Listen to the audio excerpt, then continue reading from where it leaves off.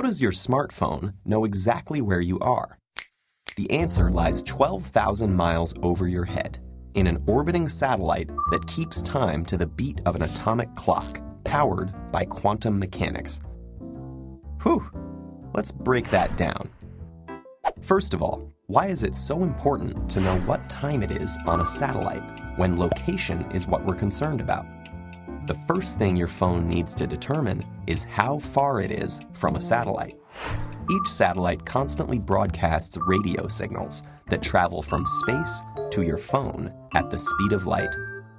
Your phone records the signal arrival time and uses it to calculate the distance to the satellite using the simple formula: distance equals c times time, where c is the speed of light and time is how long the signal traveled.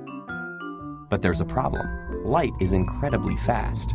If we were only able to calculate time to the nearest second, every location on Earth, and far beyond, would seem to be the same distance from the satellite. So in order to calculate that distance to within a few dozen feet, we need the best clock ever invented. Enter atomic clocks, some of which are so precise that they would not gain or lose a second even if they ran for the next 300 million years. Atomic clocks work because of quantum physics. All clocks must have a constant frequency. In other words, a clock must carry out some repetitive action to mark off equivalent increments of time. Just as a grandfather clock relies on the constant swinging back and forth of a pendulum under gravity, the tick-tock of an atomic clock is maintained by the transition between two energy levels of an atom.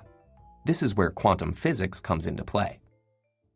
Quantum mechanics says that atoms carry energy, but they can't take on just any arbitrary amount. Instead, atomic energy is constrained to a precise set of levels. We call these quanta. As a simple analogy, think about driving a car onto a freeway. As you increase your speed, you would normally continuously go from, say, 20 miles per hour up to 70 miles per hour. Now, if you had a quantum atomic car, you wouldn't accelerate in a linear fashion.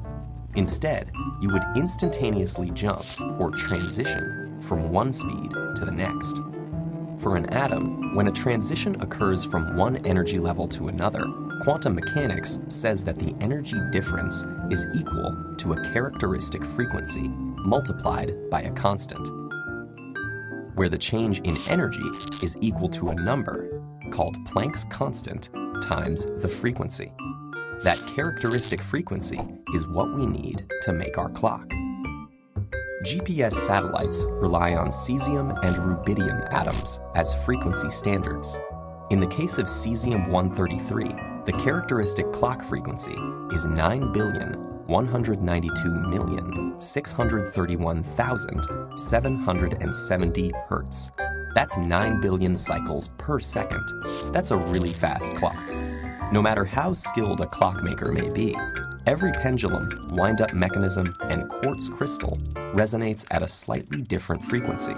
However, every cesium-133 atom in the universe oscillates at the same exact frequency. So thanks to the atomic clock, we get a time reading accurate to within 1/1000th of a second and a very precise measurement of the distance from that satellite.